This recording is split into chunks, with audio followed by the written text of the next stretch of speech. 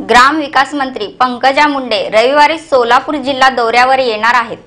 ग्राम विकास मंत्री पंकजा मुंडे यांचा रविवारी जिल्हा दौरा असून दुपारी 4:30 वाजता जिल्हा परिषदेत विविध विभागांचा त्या आढावा घेणार आहेत। त्याचबरोबर नूतन पदाधिकाऱ्यांचा सत्कार त्यांच्या हस्ते होणार आहे। मुंडे यांचे रविवारी सोलापूर शहर, मोहोळ, माढा तालुक्यात विविध कार्यक्रम आहेत। या कार्यक्रमासाठी त्या जिल्ह्याच्या दौऱ्यावर येत आहेत। मागील वर्षीही मुंडे यांनी जिल्हा परिषदेला भेट देऊन विकास कामांचा आढावा घेतला होता। त्यानंतर आता पुन्हा त्या जिल्हा परिषदेत येणार आहेत।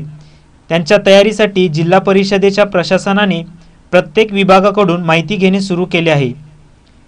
रविवारी सकाळी 10:30 वाजता त्यांचे सोलापूर विमानतळावर आगमन होईल।